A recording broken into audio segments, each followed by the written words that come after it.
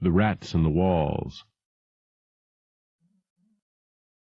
On July 16, 1923, I moved into Exham Priory after the last workman had finished his labors.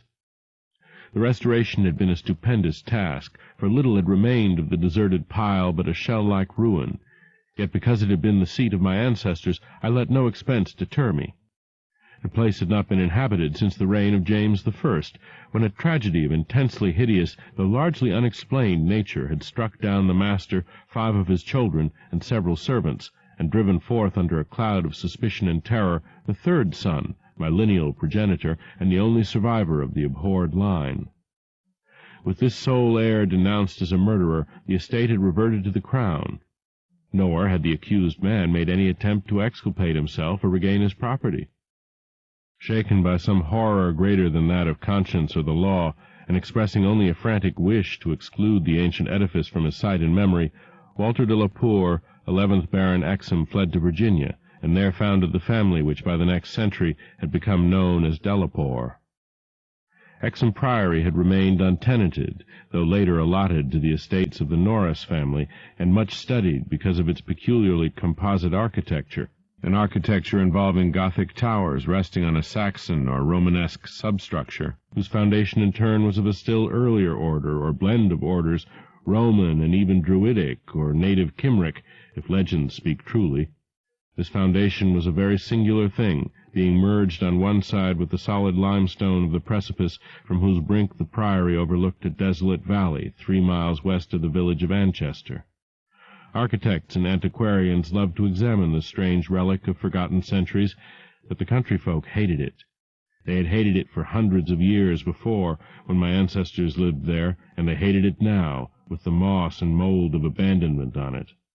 I had not been a day in Anchester before I knew I came of an accursed house, and this week workmen have blown up Exham Priory and are busy obliterating the traces of its foundations.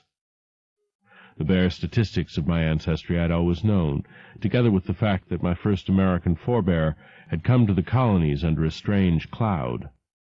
Of details, however, I had been kept wholly ignorant through the policy of reticence always maintained by the Delapoers. Unlike our planter neighbors, we seldom boasted of crusading ancestors or other medieval and Renaissance heroes, nor was any kind of tradition handed down except what may have been recorded in the sealed envelope left before the Civil War by every squire to his eldest son for posthumous opening. The glories we cherished were those achieved since the migration, the glories of a proud and honorable, if somewhat reserved and unsocial, Virginia line.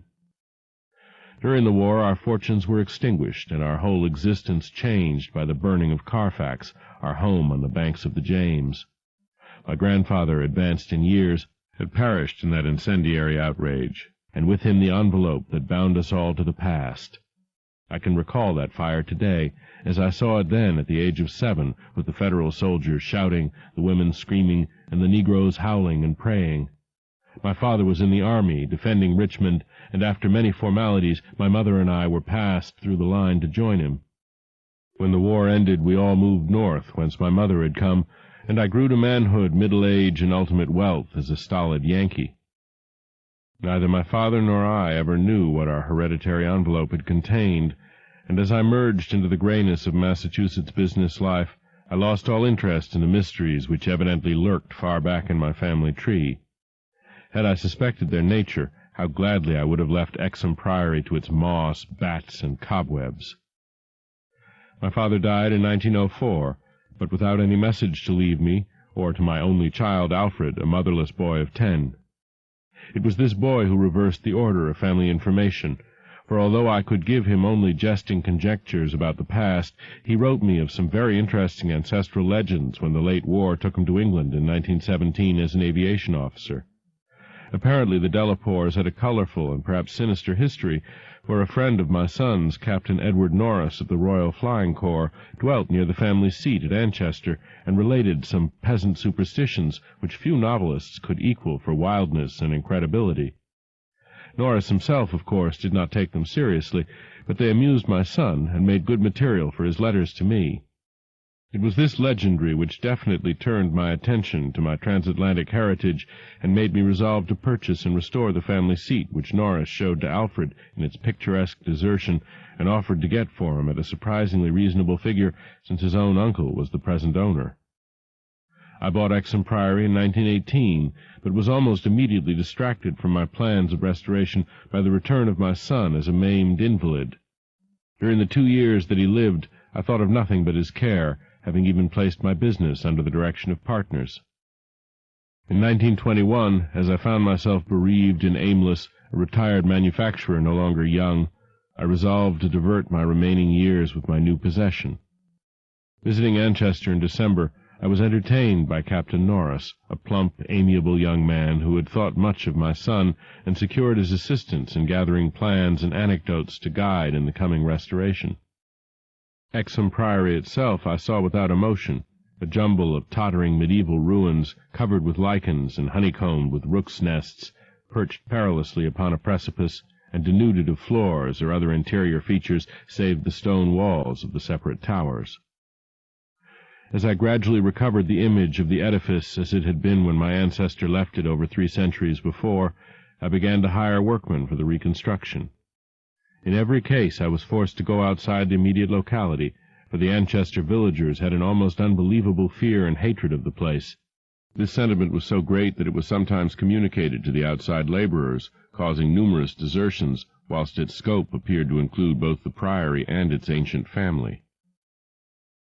My son had told me that he was somewhat avoided during his visits because he was a Delacour, and I now found myself subtly ostracized for a like reason until I convinced the peasants how little I knew of my heritage.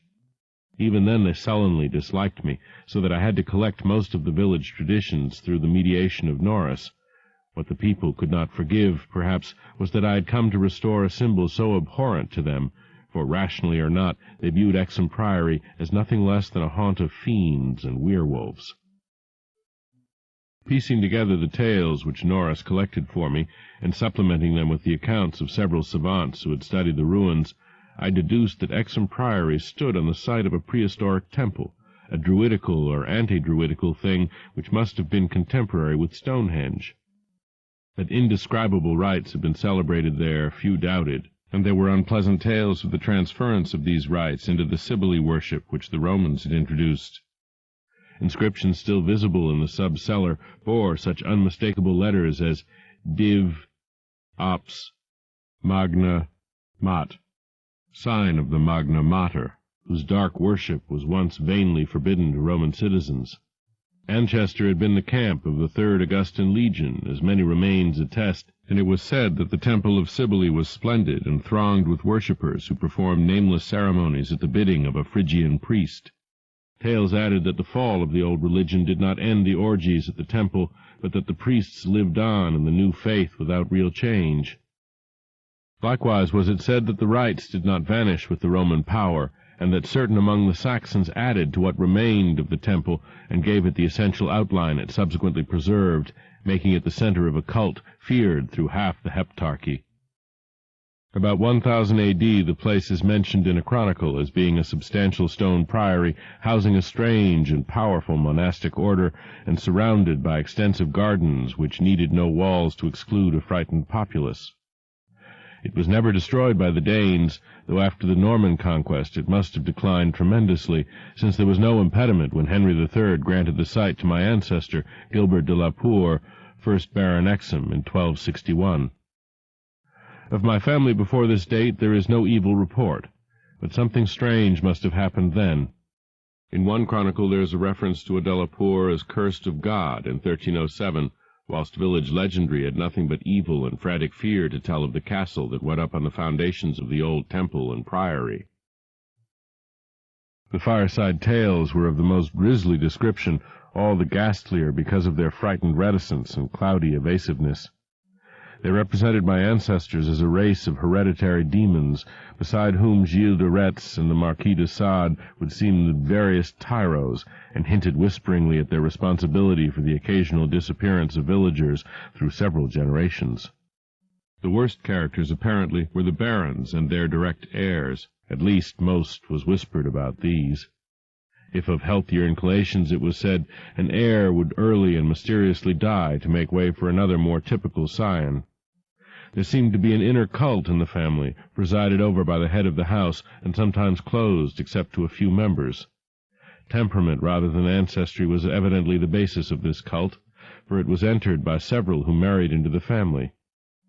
Lady Margaret Trevor from Cornwall, wife of Godfrey, the second son of the 5th Baron, became a favorite bane of children all over the countryside, and the demon heroine of a particularly horrible old ballad not yet extinct near the Welsh border. Preserved in balladry, too, though not illustrating the same point, is the hideous tale of Lady Mary de la Poer, who shortly after her marriage to the Earl of Shrewsfield was killed by him and his mother, both of the slayers being absolved and blessed by the priest, to whom they confessed what they dared not repeat to the world. These myths and ballads, typical as they were of crude superstition, repelled me greatly. Their persistence and their application to so long a line of my ancestors were especially annoying, whilst the imputations of monstrous habits proved unpleasantly reminiscent of the one known scandal of my immediate forebears, the case of my cousin, young Randolph de la Poer of Carfax, who went among the Negroes and became a voodoo priest after he returned from the Mexican War. I was much less disturbed by the vaguer tales of wails and howlings in the barren, wind-swept valley beneath the limestone cliff, of the graveyard stenches after the spring rains, of the floundering, squealing white thing on which Sir John Clave's horse had trod one night in a lonely field, and of the servant who had gone mad at what he saw in the priory in the full light of day. These things were hackneyed spectral lore, and I was at that time a pronounced skeptic. The accounts of vanished peasants were less to be dismissed, though not especially significant in view of medieval custom. Prying curiosity meant death, and more than one severed head had been publicly shown on the bastions, now effaced, around Exham Priory. A few of the tales were exceedingly picturesque, and made me wish I had learnt more of comparative mythology in my youth. There was, for instance, the belief that a legion of bat-winged devils kept witches' Sabbath each night at the Priory, a legion whose sustenance might explain the disproportionate abundance of coarse vegetables harvested in the vast gardens. And, most vivid of all, there was the dramatic epic of the rats, the scampering army of obscene vermin which had burst forth from the castle 3 months after the tragedy that doomed it to desertion, the lean, filthy, ravenous army which had swept all before it and devoured fowl, cats, dogs, hogs, sheep, and even 2 hapless human beings before its fury was spent. Around that unforgettable rodent army a whole separate cycle of myths revolves, for it scattered among the village homes and brought curses and horrors in its train. Such was the lore that assailed me as I pushed to completion, with an elderly obstinacy, the work of restoring my ancestral home. It must not be imagined for a moment that these tales formed my principal psychological environment. On the other hand, I was constantly praised and encouraged by Captain Norris and the antiquarians who surrounded and aided me. When the task was done, over 2 years after its commencement, I viewed the great rooms, wainscoted walls, vaulted ceilings, mullioned windows, and broad staircases with a pride which fully compensated for the prodigious expense of the restoration. Every attribute of the Middle Ages was cunningly reproduced, and the new parts blended perfectly with the original walls and foundations. The seat of my fathers was complete, and I looked forward to redeeming at last the local fame of the line which ended in me. I would reside here permanently, and prove that a de la Poer, for I had adopted again the original spelling of the name, need not be a fiend. My comfort was perhaps augmented by the fact that although Exham Priory was medievally fitted, its interior was in truth wholly new and free from old vermin and old ghosts alike. As I have said, I moved in on July 16, 1923. My household consisted of 7 servants and 9 cats, of which latter species I am particularly fond. My eldest cat, Niggerman, was 7 years old and had come with me from my home in Bolton, Massachusetts. The others I had accumulated whilst living with Captain Norris's family during the restoration of the Priory. For 5 days our routine proceeded with the utmost placidity, my time being spent mostly in the codification of old family data. I had now obtained some very circumstantial accounts of the final tragedy and flight of Walter de la Poer, which I conceived to be the probable contents of the hereditary paper lost in the fire at Carfax.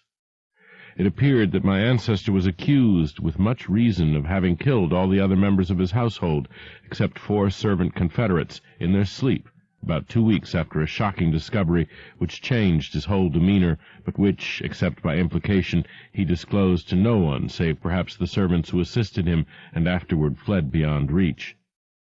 This deliberate slaughter, which included a father, 3 brothers, and 2 sisters, was largely condoned by the villagers, and so slackly treated by the law that its perpetrator escaped honored, unharmed, and undisguised to Virginia, the general whispered sentiment being that he had purged the land of an immemorial curse.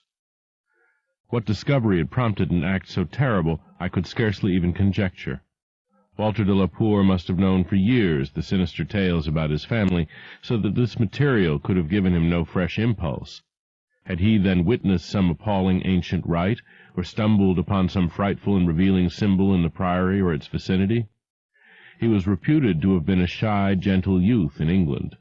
In Virginia he seemed not so much hard or bitter as harassed and apprehensive. He was spoken of in the diary of another gentleman adventurer, Francis Harley of Bellevue, as a man of unexampled justice, honor, and delicacy. On July 22nd occurred the first incident which, though lightly dismissed at the time, takes on a preternatural significance in relation to later events. It was so simple as to be almost negligible, and could not possibly have been noticed under the circumstances, for it must be recalled that since I was in a building practically fresh and new except for the walls, and surrounded by a well-balanced staff of servitors, apprehension would have been absurd despite the locality. What I afterward remembered is merely this, that my old black cat, whose moods I know so well, was undoubtedly alert and anxious to an extent wholly out of keeping with his natural character. He roved from room to room, restless and disturbed, and sniffed constantly about the walls which formed part of the old Gothic structure.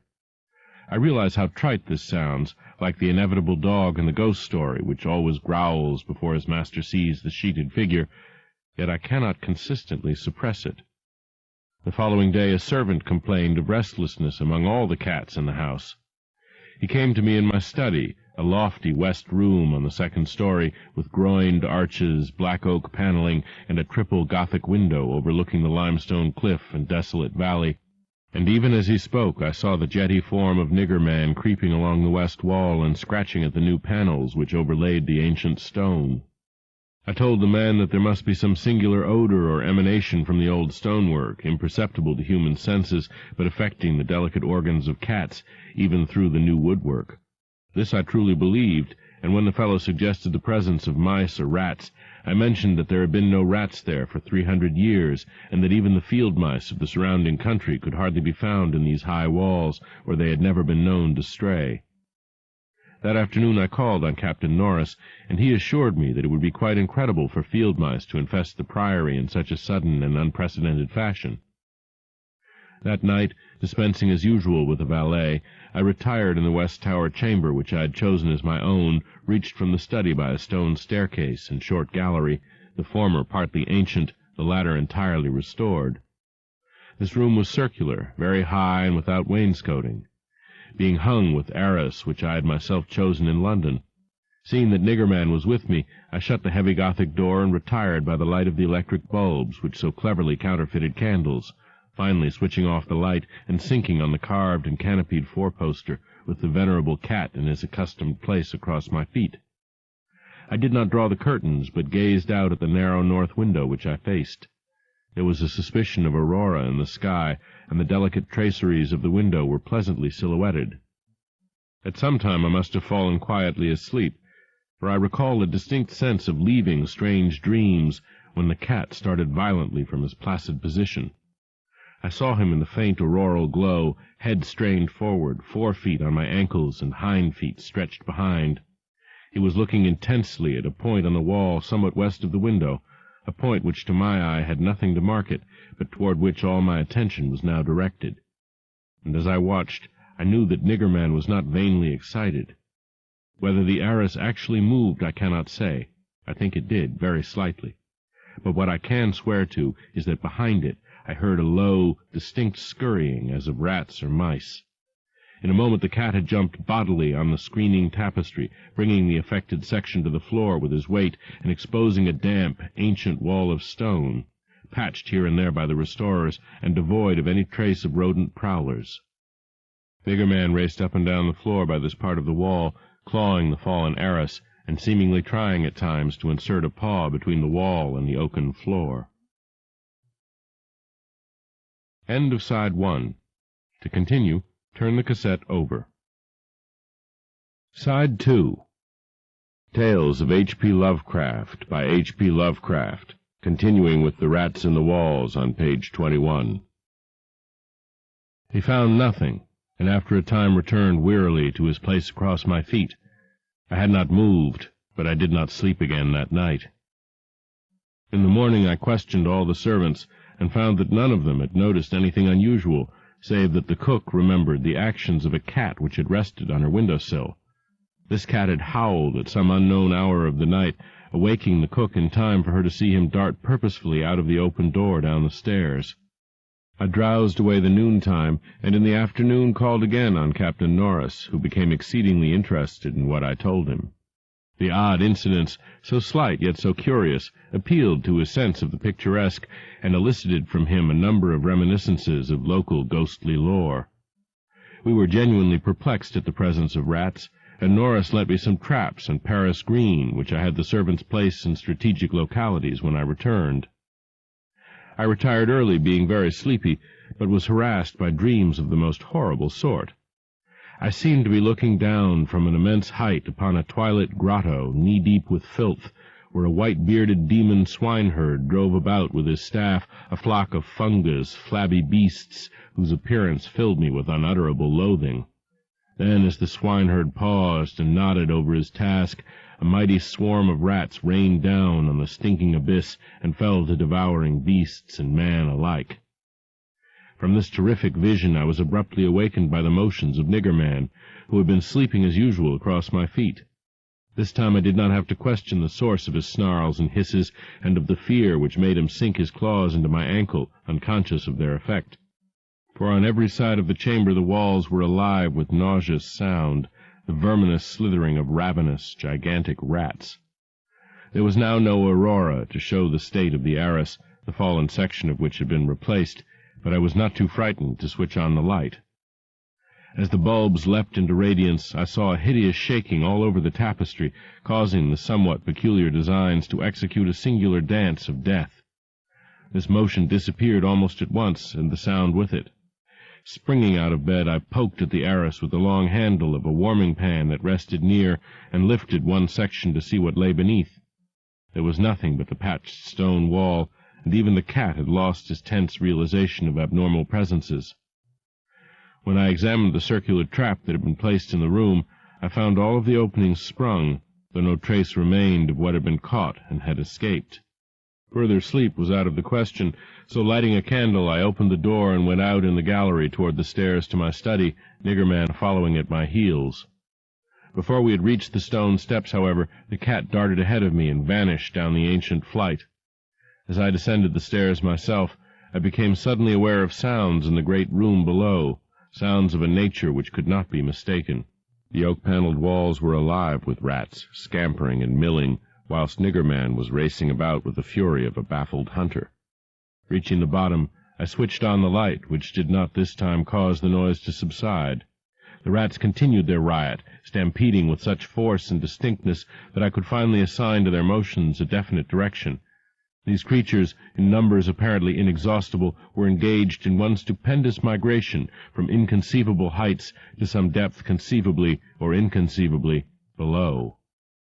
I now heard steps in the corridor, and in another moment 2 servants pushed open the massive door. They were searching the house for some unknown source of disturbance which had thrown all the cats into a snarling panic and caused them to plunge precipitately down several flights of stairs and squat yowling before the closed door to the sub-cellar. I asked them if they had heard the rats, but they replied in the negative, and when I turned to call their attention to the sounds in the panels, I realized that the noise had ceased. With the 2 men, I went down to the door of the sub-cellar, but found the cats already dispersed. Later I resolved to explore the crypt below, but for the present I merely made a round of the traps. All were sprung, yet all were tenantless.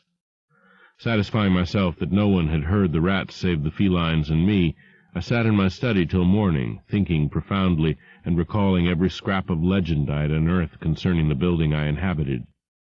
I slept some in the forenoon, leaning back in the one comfortable library chair which my medieval plan of furnishing could not banish. Later I telephoned to Captain Norris, who came over and helped me explore the sub-cellar. Absolutely nothing untoward was found, although we could not repress a thrill at the knowledge that this vault was built by Roman hands. Every low arch and massive pillar was Roman, not the debased Romanesque of the bungling Saxons, but the severe and harmonious classicism of the age of the Caesars.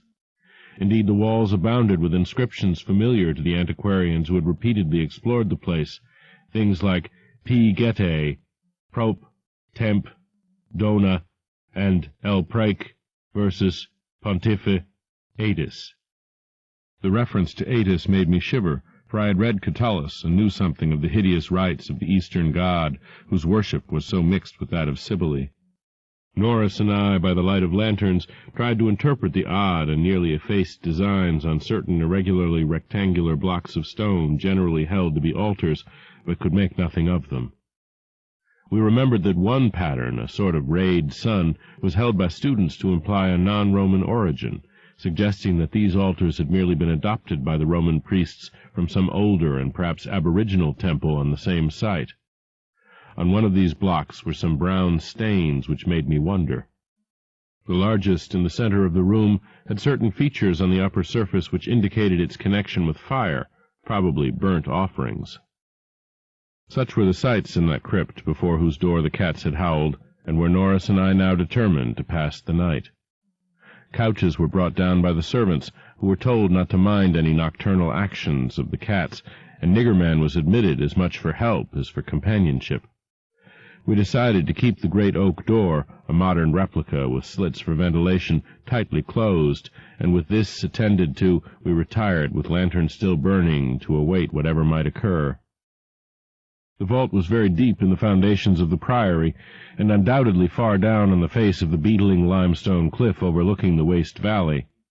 That it had been the goal of the scuffling and unexplainable rats I could not doubt, though why I could not tell.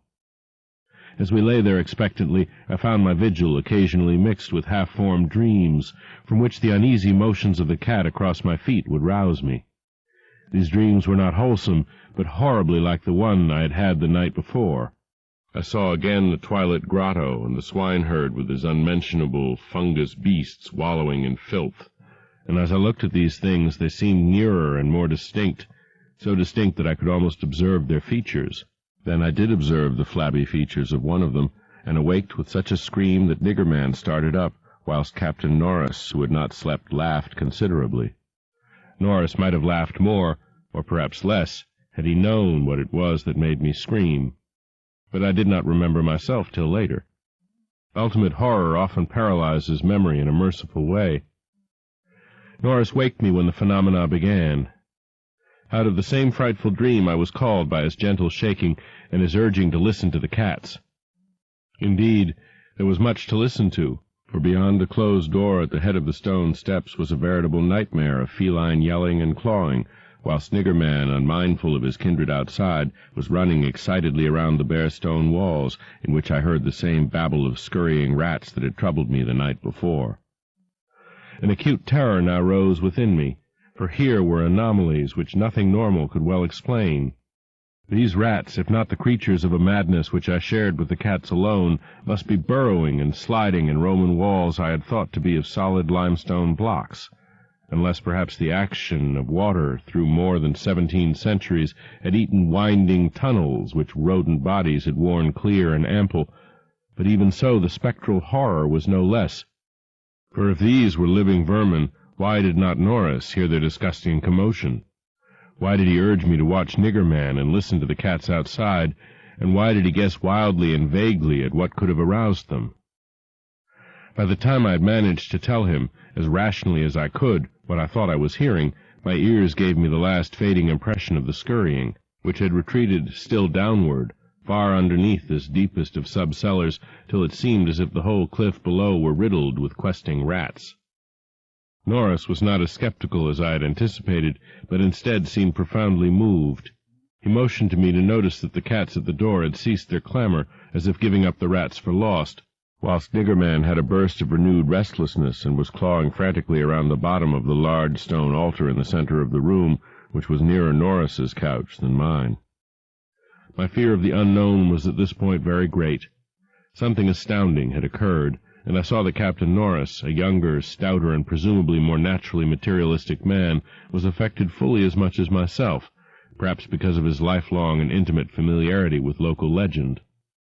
We could for the moment do nothing but watch the old black cat as he pawed with decreasing fervor at the base of the altar, occasionally looking up and mewing to me in that persuasive manner which he used when he wished me to perform some favor for him. Norris now took a lantern close to the altar and examined the place where Niggerman was pawing, silently kneeling and scraping away the lichens of centuries which joined the massive pre-Roman block to the tessellated floor. He did not find anything, and was about to abandon his effort when I noticed a trivial circumstance which made me shudder, even though it implied nothing more than I had already imagined. I told him of it, and we both looked at its almost imperceptible manifestation with the fixedness of fascinated discovery and acknowledgment.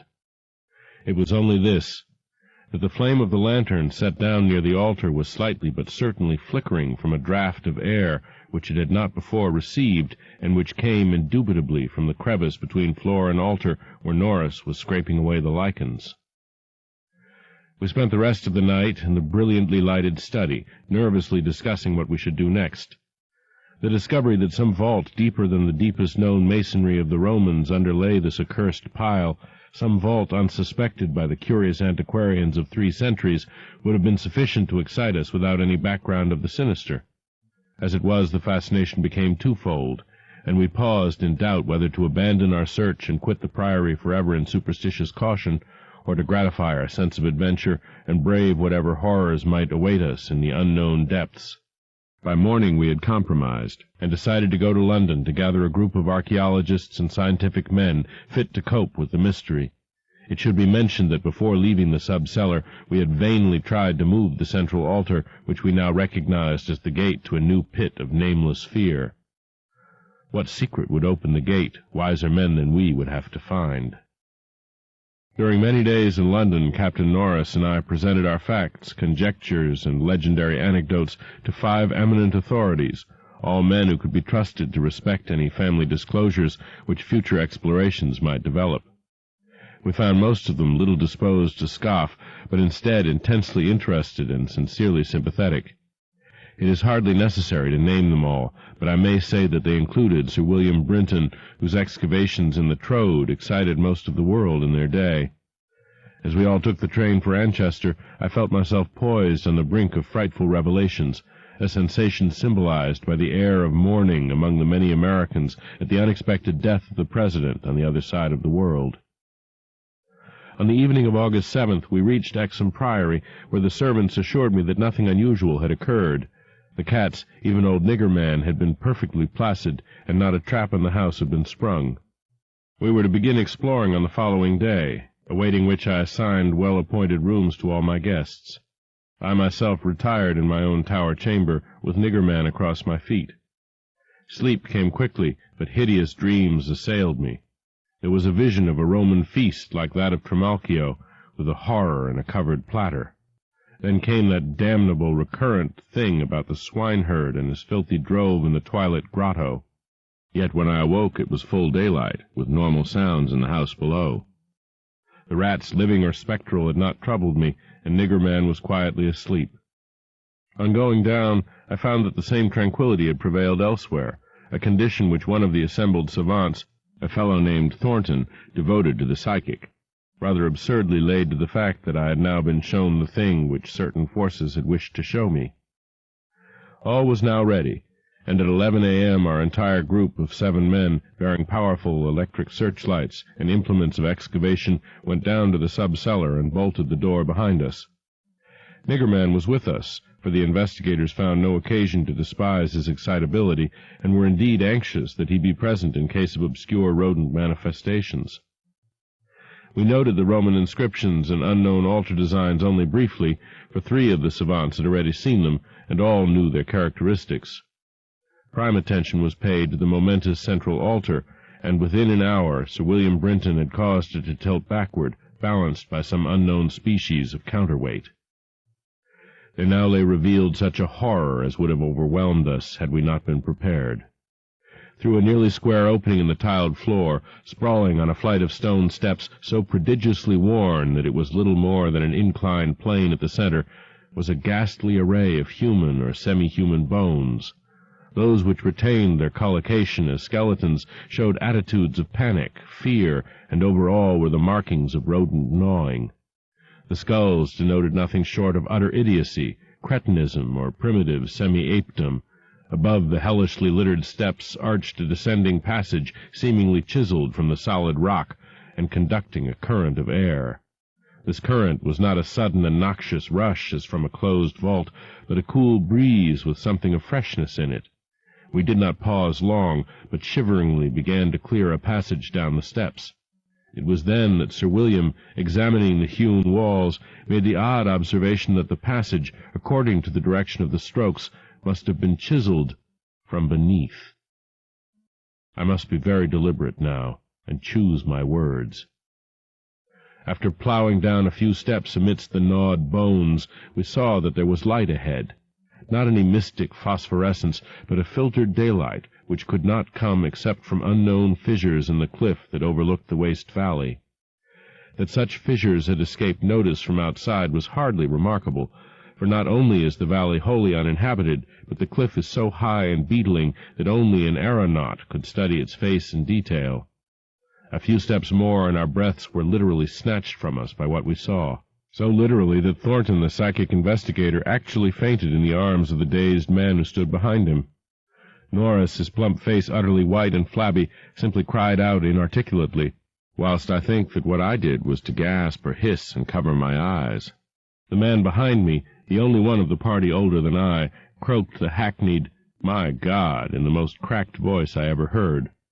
Of 7 cultivated men, only Sir William Brinton retained his composure, a thing more to his credit because he led the party and must have seen the sight first. It was a twilit grotto of enormous height, stretching away farther than any eye could see, a subterraneous world of limitless mystery and horrible suggestion. There were buildings and other architectural remains. In one terrified glance I saw a weird pattern of tumuli, a savage circle of monoliths, a low-domed Roman ruin, a sprawling Saxon pile, and an early English edifice of wood. But all these were dwarfed by the ghoulish spectacle presented by the general surface of the ground. For yards about the steps extended an insane tangle of human bones, or bones at least as human as those on the steps. Like a foamy sea they stretched, some fallen apart, but others wholly or partly articulated as skeletons, these latter invariably in postures of demonic frenzy, either fighting off some menace or clutching other forms with cannibal intent. When Dr. Trask, the anthropologist, stooped to classify the skulls, he found a degraded mixture which utterly baffled him. They were mostly lower than the Piltdown man in the scale of evolution, but in every case definitely human. Many were of higher grade, and a very few were the skulls of supremely and sensitively developed types. All the bones were gnawed, mostly by rats, but somewhat by others of the half-human drove. Mixed with them were many tiny bones of rats, fallen members of the lethal army which closed the ancient epoch. I wonder that any man among us lived and kept his sanity through that hideous day of discovery.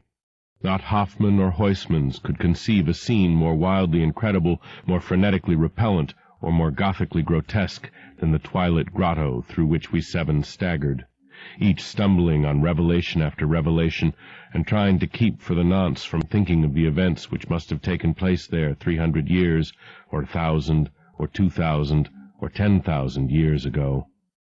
It was the antechamber of hell, and poor Thornton fainted again when Trask told him that some of the skeleton things must have descended as quadrupeds through the last 20 or more generations. Horror piled on horror as we began to interpret the architectural remains. The quadruped things, with their occasional recruits from the biped class, have been kept in stone pens, out of which they must have broken in their last delirium of hunger or rat fear.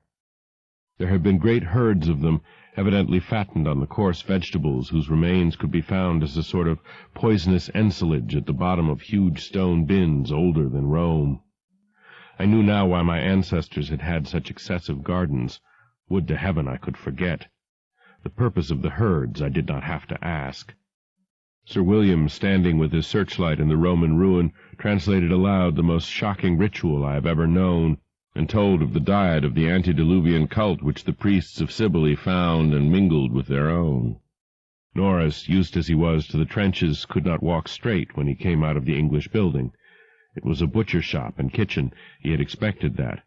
But it was too much to see familiar English implements in such a place, and to read familiar English graffiti there, some as recent as 1610. I could not go in that building whose demon activities were stopped only by the dagger of my ancestor, Walter de la Poer.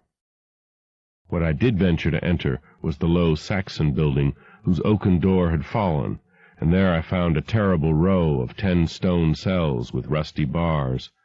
3 had tenants, all skeletons of high grade, and on the bony forefinger of one I found a seal ring with my own coat of arms. Sir William found a vault with far older cells below the Roman chapel, but these cells were empty. Below them was a low crypt with cases of formally arranged bones, some of them bearing terrible parallel inscriptions carved in Latin, Greek, and the tongue of Phrygia. Meanwhile, Dr. Trask had opened one of the prehistoric tumuli and brought to light skulls which were slightly more human than a gorilla's, and which bore indescribable ideographic carvings. Through all this horror my cat stalked unperturbed.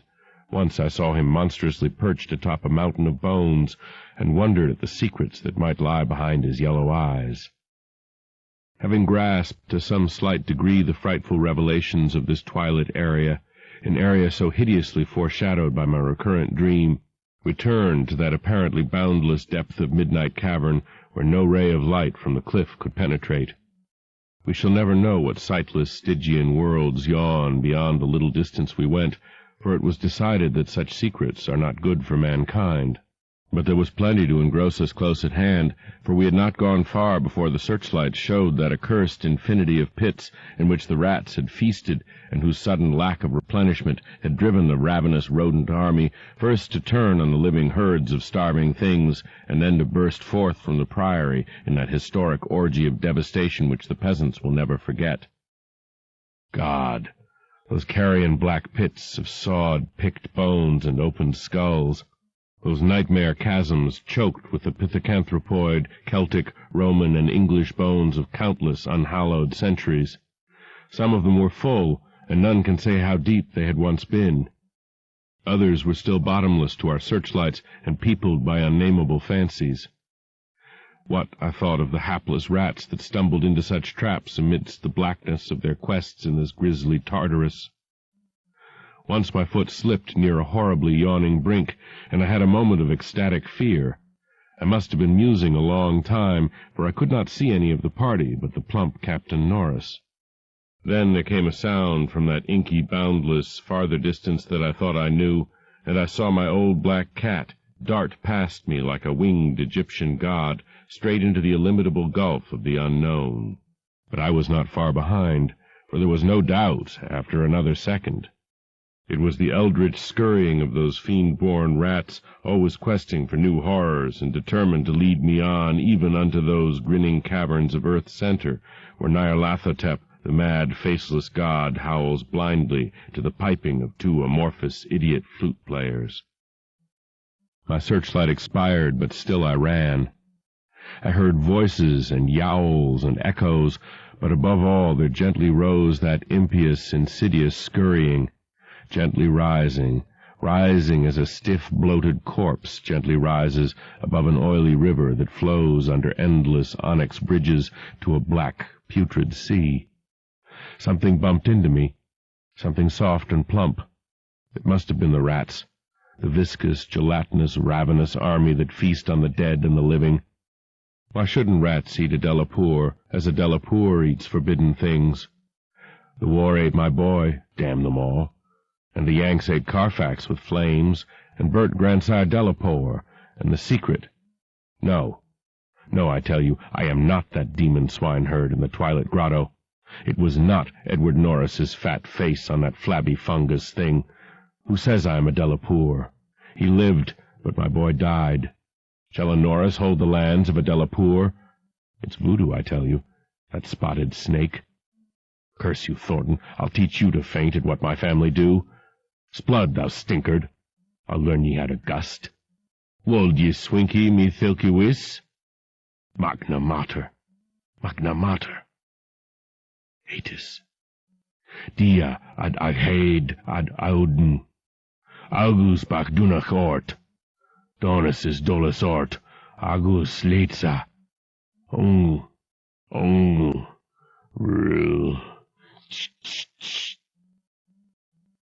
That is what they say I said when they found me in the blackness after 3 hours. Found me crouching in the blackness over the plump, half-eaten body of Captain Norris, with my own cat leaping and tearing at my throat. Now they have blown up Exham Priory, taken my nigger man away from me, and shut me into this barred room at Hanwell with fearful whispers about my heredity and experiences. Thornton is in the next room, but they prevent me from talking to him. They are trying, too, to suppress most of the facts concerning the Priory. When I speak of poor Norris, they accuse me of a hideous thing, but they must know that I did not do it.